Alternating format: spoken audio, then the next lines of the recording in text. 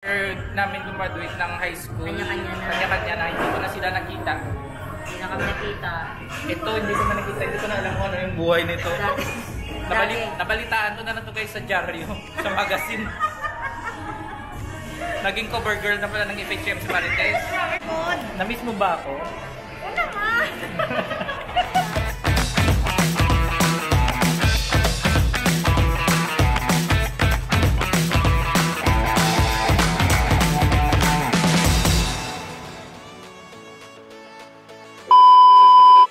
Ngayong araw para sa ating next destination, tara na't samahan niyo akong pumunta ng MOA para sa isang ultimate bonding experience. Hey mates! Welcome aboard and I am your next destination. So ngayon guys, for this vlog ay magkikita kami ng mga kaklase ko, ng mga batchmate ko nung high school. And nakapag-decide kami na dito kami magkikita sa MOA. So eto sila. Say hi to my vlog! Hi! So andyan guys si Marites and si Jenaline. Hi!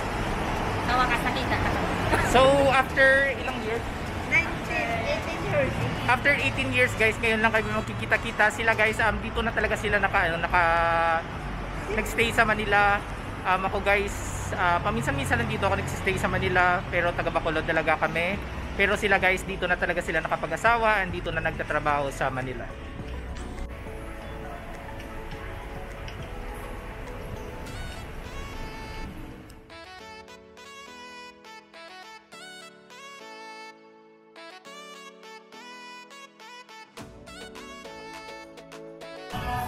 So yan guys, dito kami ngayon sa Starks and dito kami kakain. And ano pa nga ba yung ultimate bonding pag nakikita-kita yung mga tropa, mga klase ng high school. So syempre guys, kakain. So yan guys, dito kami.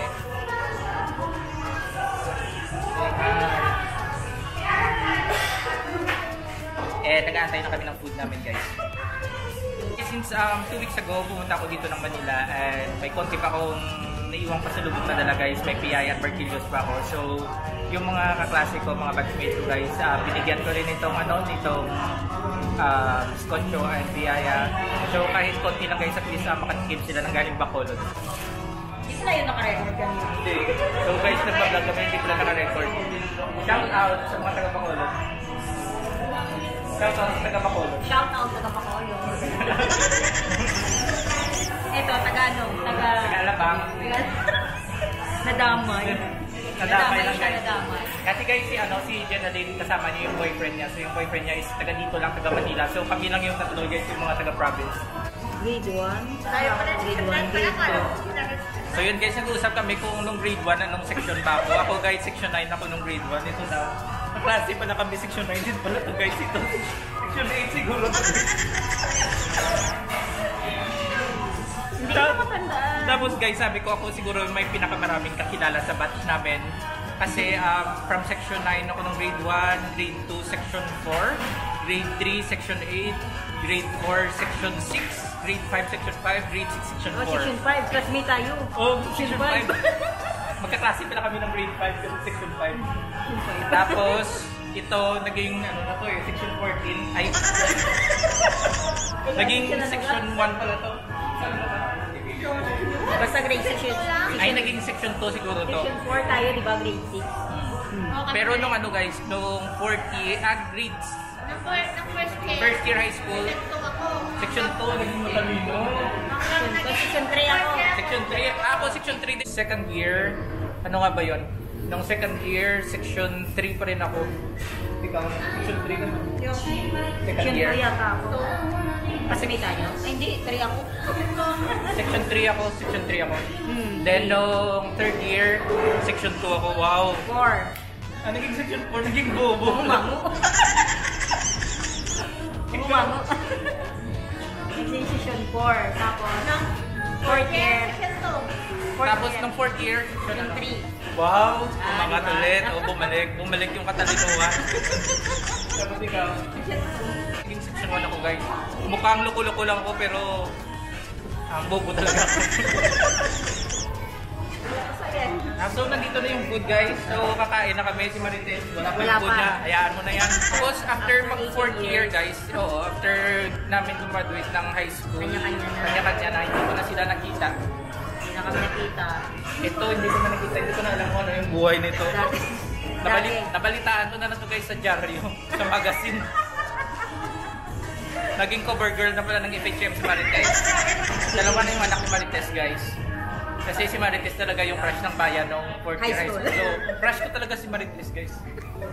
So may aminin ako, ngayon ko lang aaminin. Kasi ultimate crush talaga kita nung high school. Ito sa bagay. Kaso hindi ako pinapansin ni Marites guys. So ako nga pala yung sinayang ni Marites. So tara guys, kain tayo.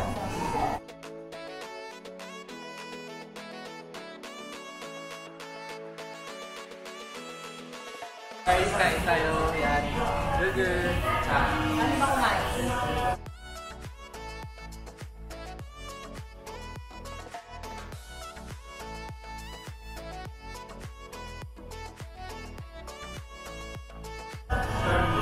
So yun na nga guys, Marites is my ultimate high school crush. Napakasarap makipagkulitan at balikan ng mga alaala during our high school days. Mayaya na ano, area. Hindi ko alam kung paano po din.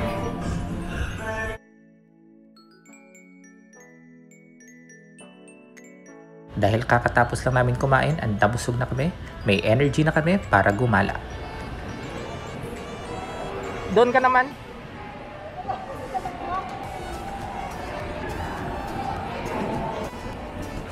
Dito ka, Teso.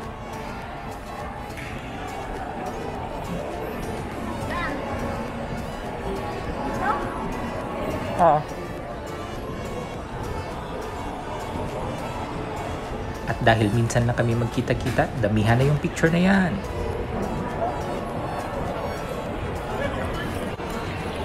Dahil sobrang supportive ko na batchmate, of course, taga-picture na naman yung tito nyo guys. Isama mo dito sa vlog. Magpunit talaga naman. Yan.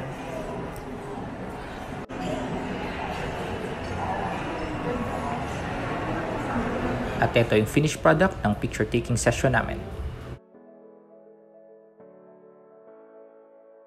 Oh, parang mga model lang, diba?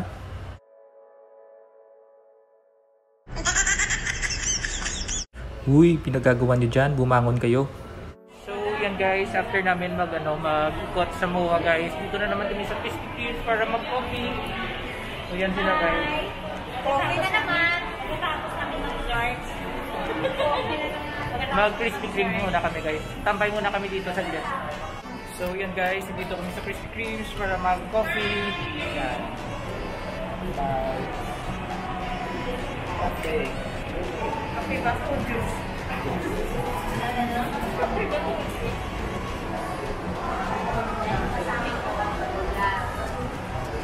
Ano masasabi mo sa kape? Bakit? Haluin mo kasi, hindi niya hinalo guys. Haluin mo. Shake, shake, shake. Ano masasabi mo Marites sa gala natin? Saya. Pagod. Na-miss mo ba ako? Wala nga. Marites, ano masasabi mo sa gala natin? Na-miss mo ba ako? Ano naman? Ito yung nung high school. Ano ba yun? Crush ng bayan. Crush ng bayan ko. Crush ng bayan. Sabi wala nagka-crush sa akin. Kaya nga parating binabasted na lang. Yan, ni si Marites, isa yan sa nagbasted sa akin. Di mapulit na kami ha. Di mapud ka mo. Yan. Mapuli na ka mo? Puli na ka mo? Mapuli ka mo. May balon pa kami na Tay, shout out na ka mo? Kay mapuli na ka mo?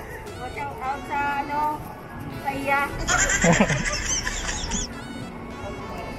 Shout out sa iya.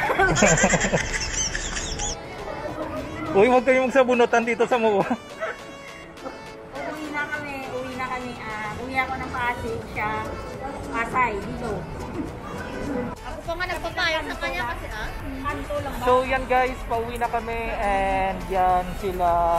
Magbabay na kayo. Yan. Bye! So this is Dex Destination once again always saying bon voyage, keep safe guys. Bye, thanks for watching my vlog.